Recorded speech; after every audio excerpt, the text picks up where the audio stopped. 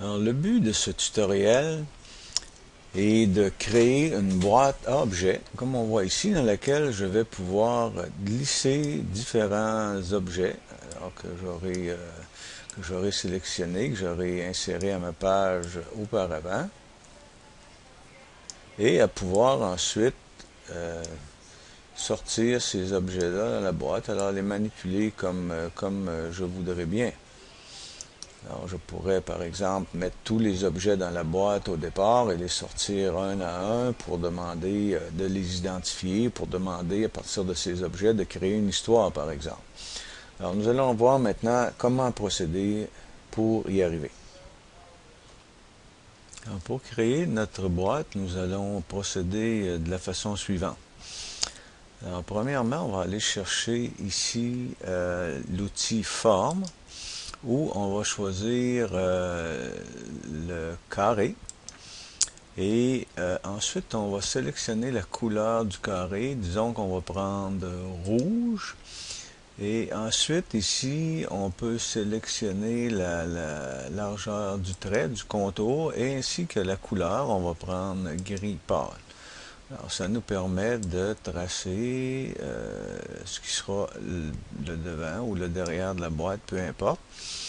Ensuite, avec l'outil de sélection, on va sélectionner l'objet et on va aller ici dans les options et on va demander dupliquer. De sorte qu'on a maintenant ce qui sera le devant et le derrière de la boîte. Maintenant, pour faire les autres côtés, les deux autres côtés, on va aller chercher un autre outil. On retourne à l'outil Forme et on va demander ici la forme de chaîne de ligne. Alors, on clique pour sélectionner, on va garder la couleur gris pâle. Alors là, on va cliquer dans les coins. Je clique une fois. On vient dans l'autre coin ici, je clique une autre fois. Dans l'autre coin, je clique une autre fois. Je viens ici, je clique encore et je reviens au point d'origine et je clique deux fois. Alors, de sorte que j'ai le côté de la boîte. Je vais chercher l'outil de sélection. Je clique sur le côté que je viens de tracer. Je demande de le dupliquer. Alors là, j'ai l'autre côté que je vais aller positionner ici. Maintenant, ça ne fait pas tout à fait parce que là, la perspective que ça donne n'est pas la bonne. Alors là, il faut envoyer ce côté-là à l'arrière-plan. Alors, si on y va avec l'option ici, renvoyer, un autre coup. Alors voilà, maintenant j'ai une perspective plus réaliste. Donc, maintenant, nous avons notre boîte, nous les quatre côtés de la boîte. On n'aura pas besoin de fond. Alors, si je clique sur les quatre côtés, je vois que j'ai mes quatre côtés qui sont comme ça. Maintenant, pour continuer, je vais, pour me faciliter les choses, je vais procéder à certains regroupements. Alors, je remets les choses en place. Comme ceci, comme cela. Bon, c'est pas mal comme ça. Alors, avec l'outil de sélection, je vais cliquer sur le devant de la boîte. J'appuie maintenant la touche CTRL, je le laisse enfoncer et je clique sur le côté gauche de la boîte. Et je vais demander ensuite la fonction ici. Oh, pardon, ici, pardon, regrouper. Alors maintenant, ces deux objets ne forment plus qu'un objet. Je vais procéder de même, l'arrière, la touche CTRL enfoncée, le côté droit, j'appuie et je demande de grouper. Alors, comme ça, j'ai fait des regroupements dont j'aurai besoin plus tard. Alors, pour continuer, je vais aller dans le navigateur d'objets. Le navigateur d'objets, le voici ici. Alors, je clique dessus pour l'ouvrir. Pardon. Alors, je m'aperçois que tous les objets, les différentes formes que j'ai créées, sont sur la couche intermédiaire. Alors, le devant de la boîte avec le côté gauche, je vais l'envoyer sur la couche supérieure. Donc, je clique pour sélectionner et je clique une deuxième fois à droite. Et dans le menu, je vais à organiser et envoyer à la couche supérieure. Alors, je vois ici que cette partie de l'image est maintenant sur la couche supérieure. Je sélectionne la partie arrière, clique à droite, organiser, et je vais ensuite envoyer à la couche inférieure. Donc, ça, c'est pour faire de sorte qu'à la fin du compte, quand on va sortir les objets de la boîte ou qu'on va les déposer, ça va donner une image plus réaliste, comme nous verrons tout à l'heure. Ensuite, je désélectionne et avec l'outil de sélection, je clique pour sélectionner l'ensemble de l'œuvre et je vais faire grouper, de sorte que en cliquant maintenant sur la boîte, je la déplace et elle vient au complet, elle vient tout au complet, c'est ça. L'autre chose que je vais faire pour continuer, c'est que je vais placer la boîte à l'endroit qui m'intéresse, où je veux la voir en fin de compte, mettons ici.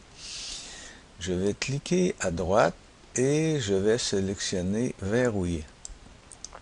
De sorte que quand je serai en mode présentation, ce ne sera plus possible de déplacer accidentellement la boîte. Je vais pouvoir, si je reviens en mode création, maintenant je peux déplacer la boîte. Mais si je suis en mode présentation, je reviens ici présentement en mode création, je clique et je serai en mode maintenant présentation. Je ne pourrai plus déplacer accidentellement la boîte puisque l'objet est verrouillé. Alors maintenant, il me reste à ajouter à ma page, il me reste à ajouter des images que je vais pouvoir glisser dans la boîte et faire ressortir de la boîte. Alors, premièrement, je vais aller en mode création. Je vais cliquer sur la boîte. Je vais peut-être l'agrandir un tout petit peu, comme ça. Alors, voilà. Maintenant, je vais me rendre au navigateur de pages ici. Alors, je vois que j'ai deux pages dans mon paperboard. Je clique sur la première page où il y a déjà des images que j'ai importées d'Internet via Google. Alors, qu'est-ce que je vais faire? Je peux tout simplement sélectionner l'ensemble de ces images, comme ceci, et je clique et glisse sur ma deuxième page. Donc, les images, j'ai une copie de toutes les images des caméscopes qui vient sur la deuxième page. Je clique sur cette seconde page pour y accéder. Alors, maintenant, peut-être que mes caméras sont grandes un petit peu. Je peux diminuer la taille des caméras en cliquant et en glissant dans un coin comme ceci. Alors, je continue. Clique pour sélectionner. Alors, voilà. Donc maintenant, je peux amener chacune des caméras dans la boîte, entrer et les sortir. Et vu que l'arrière, comme on a vu tantôt, l'arrière et le côté droit sont sur la couche inférieure, j'ai véritablement l'impression que je dépose les objets à l'intérieur de la boîte. Alors, si je vais maintenant au navigateur d'objets, je vois que les images, par défaut, les images viennent se placer sur la couche intermédiaire. Les images sont numérotées 5, 3, 2. Ah, il y en a deux images 2 et l'image 1. Alors, si je clique, voici la première image, voici l'image 2, la deuxième image 2, l'image 3, l'image 5. Alors, si je clique deux fois sur le nom de l'image, je peux changer son nom. Alors, ici, j'ai un caméscope 8 mm. Alors, je vais taper simplement 8 mm pour donner son nom. Alors, je pourrais faire la même chose avec, là, ici, j'ai un caméscope à disque dur. Alors, on pourrait dire disque dur.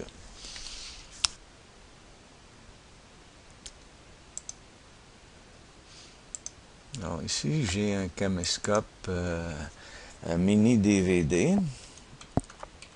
Alors, mini DVD.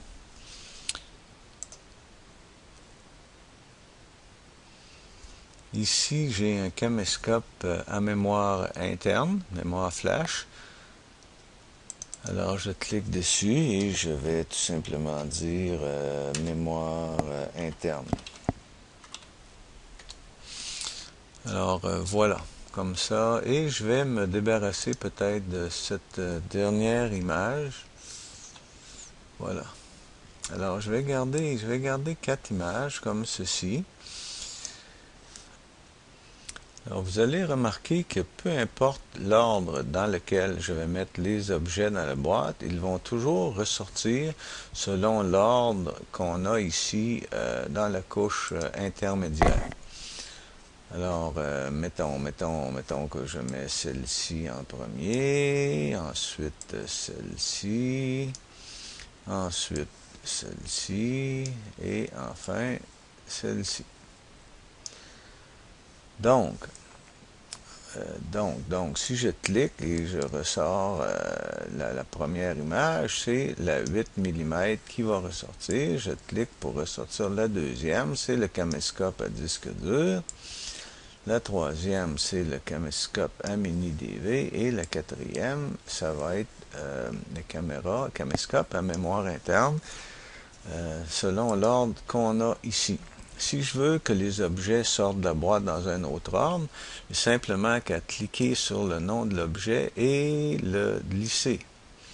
Alors maintenant, c'est le caméscope à mémoire interne qui sortirait en premier. Le mini DVD, je vais le mettre en deuxième. Alors je le glisse en deuxième. Alors voilà, c'est comme ça qu'on procède.